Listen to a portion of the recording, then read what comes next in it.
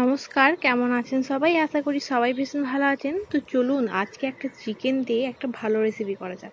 Chicken কে না খেতে ভালোবাসে বলুন তো? ছোট থেকে বড় সবার ফেভারিট। চলুন আজ চিকেন দিয়ে নতুন সেভে চিকেন কাটলেট বানাই। এখানে কিছুটা চিকেন নিয়েছি, আদা, রসুন, গাজর, একটা কাঁচা লঙ্কা, কিছুটা টুকরো করা ব্রেড দিয়ে মিক্সিং জারে মিক্স করে নিতে হবে।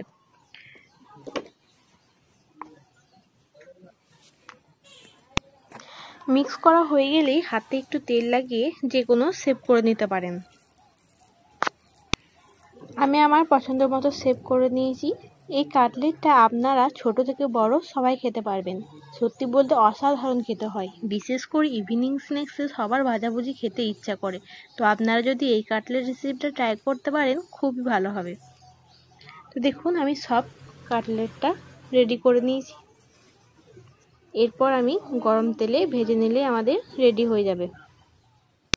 এখানে আমি কর্নফ্লাওয়ার, একটু লবণ, একটু জল আর একটু লঙ্কার গুঁড়ি দিয়ে ব্যাটারটাকে তৈরি করে নিয়েছি। তারপর কাটলেটটাকে তাতে চুবিয়ে একটু ব্রেড ক্রামের সাথে কোট করে নিতে হবে। আপনারা ডবল কোটও করতে পারেন, আমি সিঙ্গেল কোটই করলাম।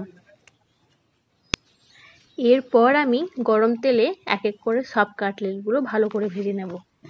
একটু লো ফ্লেমে ভাজার চেষ্টা করবেন, তাহলে চিকেনটা ভেতর থেকে কুক হয়ে যাবে।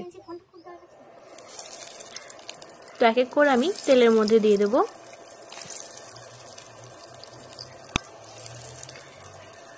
একটু টাইম নিয়ে ভাজবেন, তাহলে ভেতরটা খুব সুন্দরভাবে কুক হয়ে যাবে।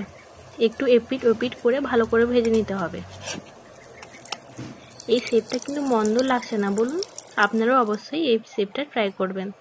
তো তারপর ভাজা হয়ে গেলে আমি একে করে সার্ভ করে নেব।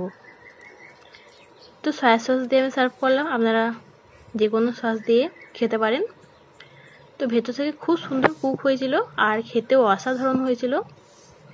তো এই রেসিপিটা আপনাদের কেমন লাগলো অবশ্যই কমেন্টে জানাবেন, একটা লাইক করে দেবেন, চ্যানেলটাকে অবশ্যই সাবস্ক্রাইব করে দেবেন, বন্ধুদের সাথে শেয়ার করে দিলে খুবই ভালো হয়।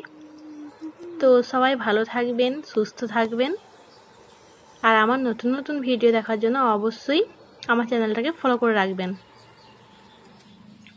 তো দেখা হচ্ছে নতুন কোনো রেসিপিতে। টাটা, বাই বাই, ভালো থাকবেন, সুস্থ থাকবেন সবাই।